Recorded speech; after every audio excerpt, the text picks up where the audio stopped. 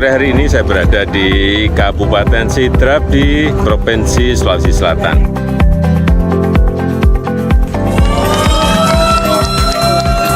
Kita lihat di sini telah kita resmikan selesai pembangkit listrik tenaga Bayu sebesar 75 MW dan pembangunannya diselesaikan dalam waktu 2 tahun. Ini pembangunan sangat cepat sekali. Coba kita lihat.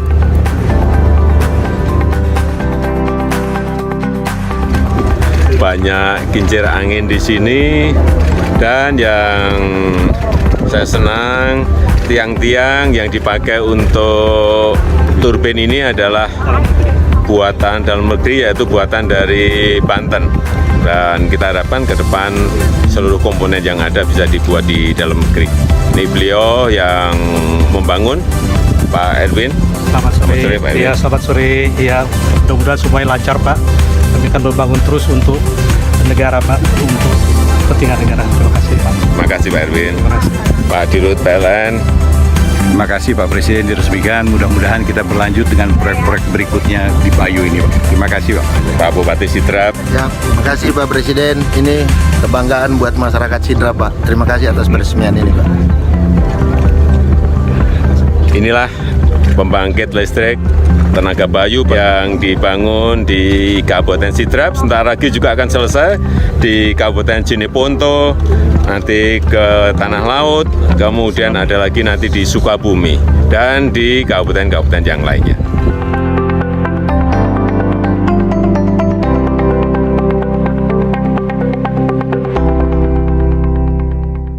Pembangkit listrik tenaga angin memiliki sejarah panjang sejak beberapa abad yang lalu yang pada awalnya banyak dimanfaatkan untuk menggiling biji-bijian. Penemuan yang lebih inovatif dalam energi terbarukan ini ditemukan pertama kali pada tahun 1941 dengan nama Smith-Putnam Wind Turbine.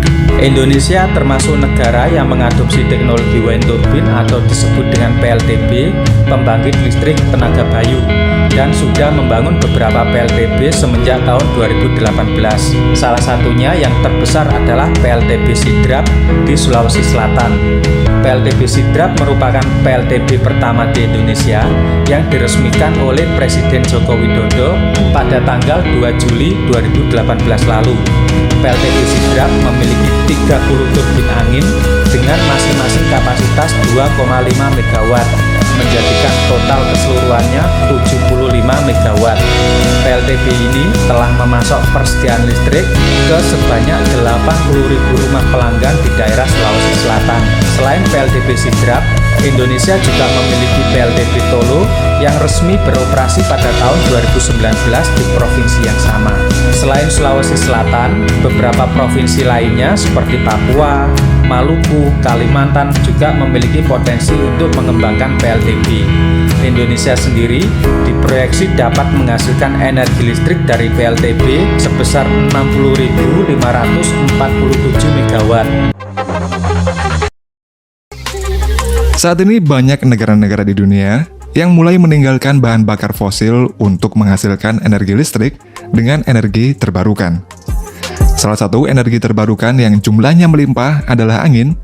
Angin dimanfaatkan untuk menggerakkan turbin angin agar dapat menghasilkan energi listrik. Dan berikut ini adalah proses singkat pembuatan bilah turbin yang terbesar. Turbin angin bekerja dengan cara menangkap energi angin yang menggerakkan bilah turbin angin atau wind blade pada rotor. Dengan menggunakan turbin angin untuk menghasilkan energi listrik, dalam jangka panjang ke depannya dapat mengurangi ketergantungan pada sumber energi fosil yang tidak dapat diperbarui seperti minyak bumi, gas alam, dan batu bara. Turbin angin terdiri dari beberapa bagian yang dirangkai menjadi satu dan diantaranya adalah wind blade atau bilah turbin angin. Komponen ini paling mudah dikenali pada turbin angin, di mana wind blade berfungsi untuk menangkap energi angin dan mengubahnya menjadi putaran pada poros rotor.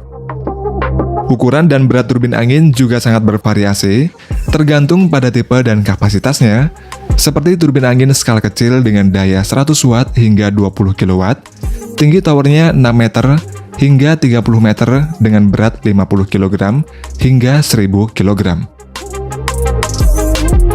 Sedangkan turbin angin di darat skala besar dengan kapasitas daya 2 MW hingga 5 MW, tinggi towernya 60 hingga 140 meter dengan rentang panjang wind blade 40 meter hingga 80 meter.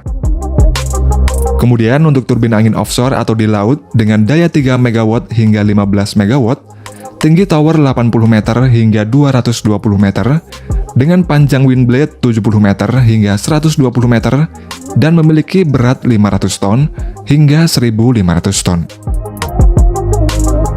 Ukuran turbin angin yang besar dikaitkan dengan kemampuan untuk menghasilkan daya listrik yang lebih besar.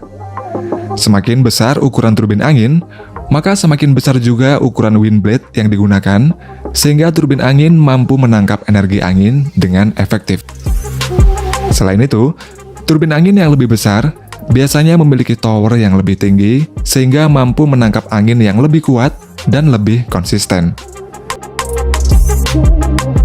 Ketika wind blade selesai dibuat dan diinspeksi, maka proses selanjutnya adalah mengirimkan wind blade ke lokasi yang telah ditentukan. Namun, dalam mengirim wind blade ini tidak semudah yang dibayangkan. Hal ini dikarenakan wind blade memiliki ukuran yang sangat besar, sehingga membutuhkan persiapan dan transportasi khusus untuk pengirimannya. Seperti dalam pengiriman wind blade buatan perusahaan Vestas asal Denmark ini, untuk mengirimkan bilah turbin dengan panjang 62 meter dan berat 15 ton ke lokasi tujuannya, mereka bekerjasama dengan perusahaan jasa logistik yang berbasis di Rusia. Bilah turbin ini dimuat di atas truk trailer khusus yang dapat memanjang dengan jarak pengiriman sejauh 480 km. Dan selama perjalanan dengan trailer pengangkut, bilah turbin dikawal dengan mobil pengawal agar perjalanannya lancar dan aman. Selain pengiriman menggunakan jalur darat, bilah turbin juga dapat dikirim melalui jalur laut dengan menggunakan kapal kargo. Setelah kapal kargo bersandar di dermaga, maka wind blade yang sudah dipersiapkan di dekat dermaga akan dibawa menuju kapal kargo menggunakan trailer pengangkut khusus. Selanjutnya, wind blade akan diangkat dan dimasukkan ke dalam kargo kapal satu persatu menggunakan kren. Setelah semua wind blade sudah dimasukkan ke dalam kapal kargo, maka wind blade kemudian akan menuju ke lokasi konsumen yang telah ditentukan. Tergantung ukurannya, kapal kargo yang dibuat dapat memuat sebanyak 198 wind blade sekaligus dengan berat total 1.788 ton. Seperti pengiriman wind blade dari Toronto, Italia ini menuju ke Amerika Serikat pada tahun 2019 yang lalu.